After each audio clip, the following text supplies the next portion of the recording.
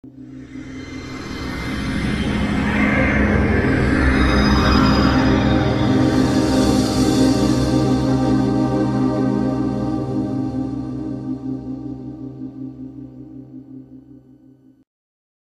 I'm Cheryl Wallwick from MyHRPro, and this Human Resources video is one of a series on performance management.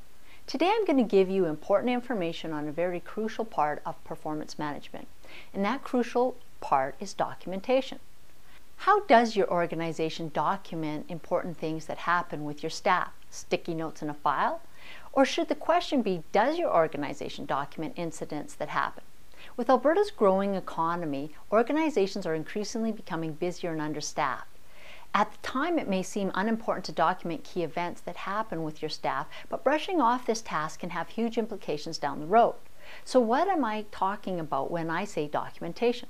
Documentation includes such things as the following: any notes from a performance appraisal or performance improvement plan, notes from or about a conversation a manager or supervisor has had with a staff member of a serious nature, notes about an incident or serious mistake a staff member has made, reports from colleagues or other management about problems they have had with a staff member, warnings and consequences you have given your staff members if their performance does not improve. And don't forget the good stuff. Notes about huge successes or progress a staff member has made in their position or for the organization. Now that you know what you should be documenting within your performance management system, I'll tell you how to document it. First, your organization should have a system set up that defines how this documentation will be kept. For example, who will be able to access this information? Only your HR manager? Only your management team? Your supervisors? Decide in advance. Second, create a standard form for your documentation.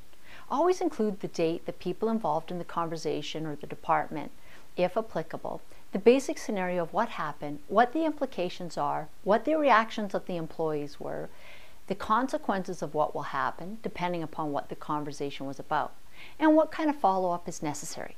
This may seem like a lot of information to write down, but believe me, in 6 months or far afterwards, key information will be forgotten or remembered differently by each person involved.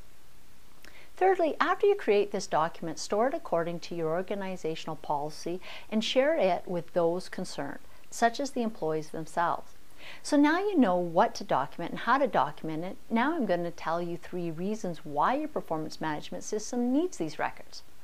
The first reason you should document key information within your performance management system is for when you conduct an annual performance appraisal.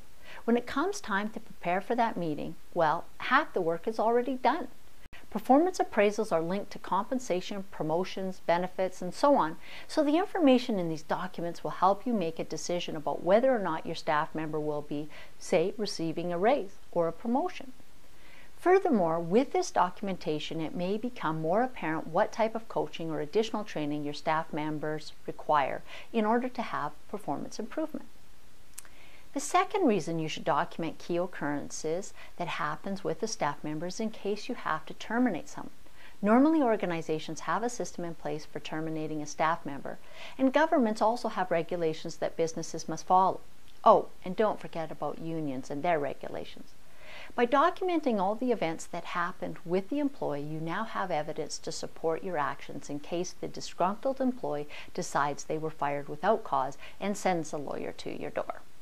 Now that you know what to document, why to document it, and a few important reasons why your performance management systems needs documentation, I want to give you further help by giving you a free outline you can use. Visit my website at myhrpro.ca to download a form that you can use as a template to document your critical events. On the website, you'll also find other HR forms, HR articles, and more tips and helpful information.